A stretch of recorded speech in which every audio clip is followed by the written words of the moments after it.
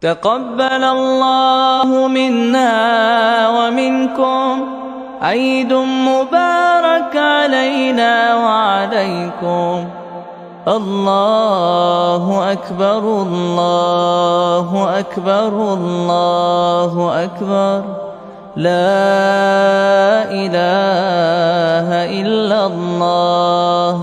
الله أكبر الله أكبر ولله الحمد.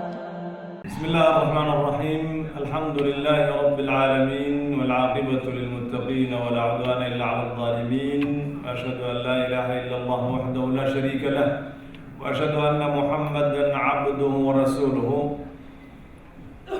halkan waxaan uga dirayaa tahniyad iyo bogaadin ummadda islaamka meel kastoy joogto, gaar ahaan ummadda Soomaaliyeed ee afkaan ku hadlaya ku hadasha.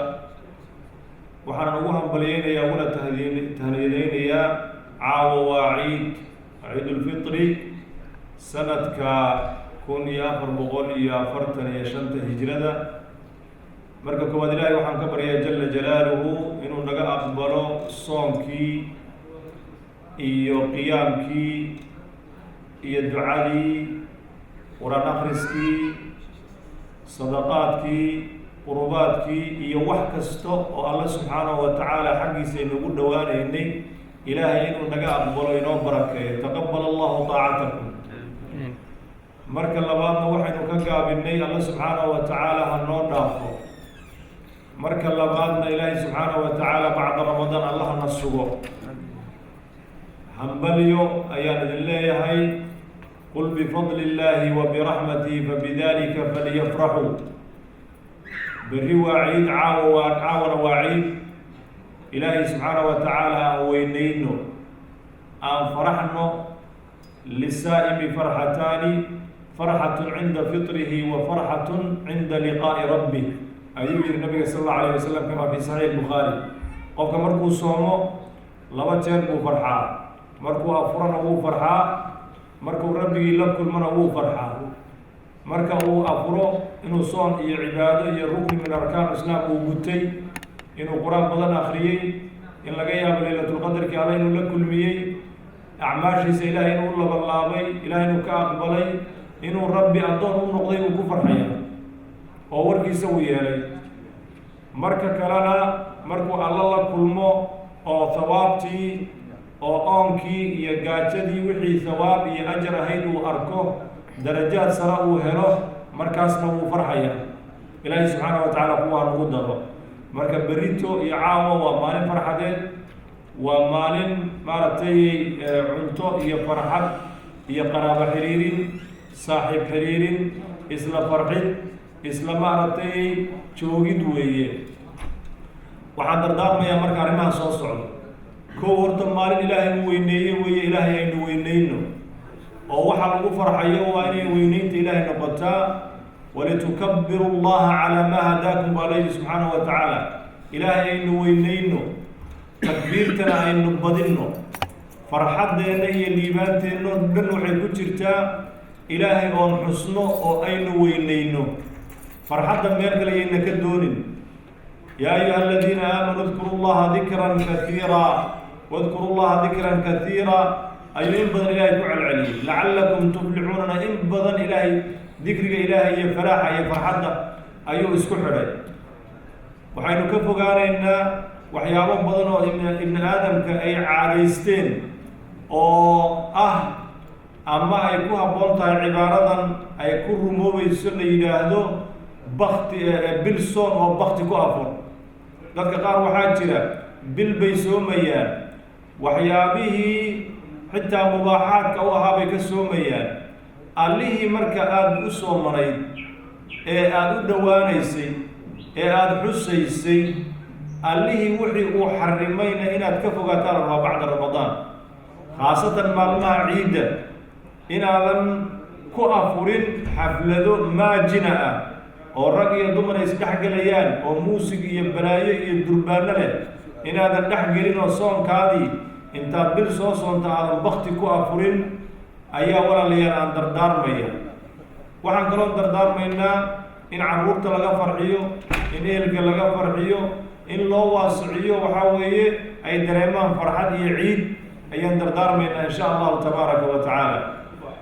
maalinta ciidda waa in lasoo maydhaa oo lasoo maaragtay ciddiyaha lasoo jartaa oo dharka kugu quruxda badan lasoo xirtaa oo markaad ciidda u socotiyo meeshaad ku tukanayso takbiirtu ay jidadku isla daryaamaan, khaasatan dadka waddamada islaamka degan, in ilaahay takbiirtiisa inay dhulku waxaa weeye wada dhaqaaqaa la doonayaa.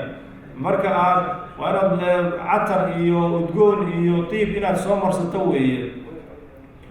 marka aad ciidda aad meesha musallaha lagu tukanaya aad usii socoto, waxaa sunno ah in aad soo afurto wax soo cunto. waa cagsi ciidul adxaada, oo ciidul adxaada neefkii aad gowracday inaad ku afurtaa fiican, laakiin ciidul fitri adoo soo quraacday soo afbilowday maadaama ay caado ku ahayd inaad aroortii aad sooman tahay, adoo jawiga soo bedelay soo afuray wax soo cunay, inaad musallaha aadaa fiican.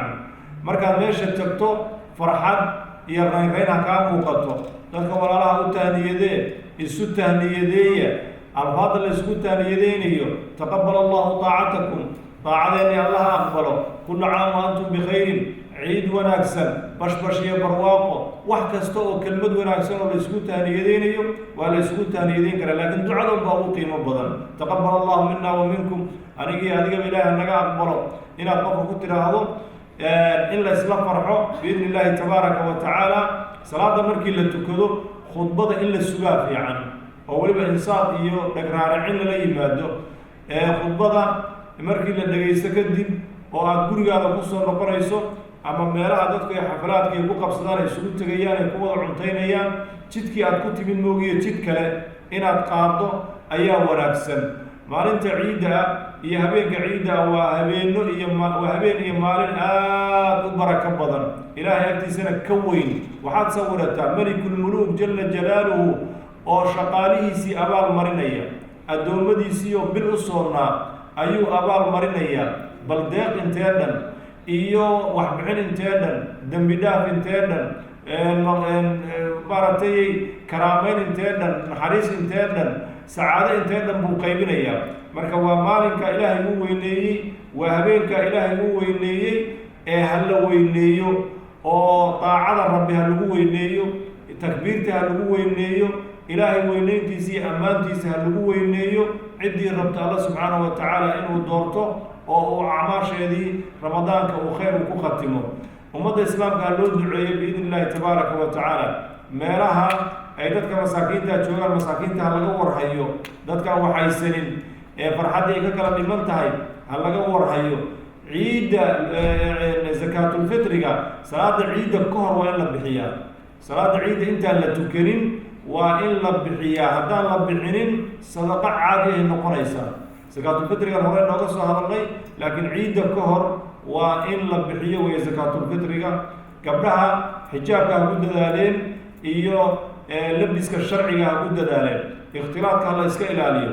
ragga ilaahay subxaanahu wa tacaala cisyaankiisa aroortii markuu waaga baryo cisyaanka ilaahay ku bilaabaya ee garhka iska wada xiiraya ee waxaan loo joogin samaynaya, dadka ilaahay ha ka baqeen oo allah subxaanahu wa tacaala taacadiisa lagu farxaayo.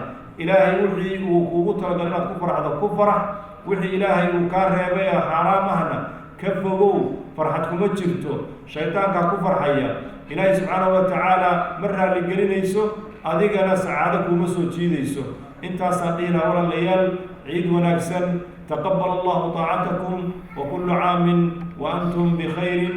wassalaamu calaykum waraxmat ullaahi wabarakaatu.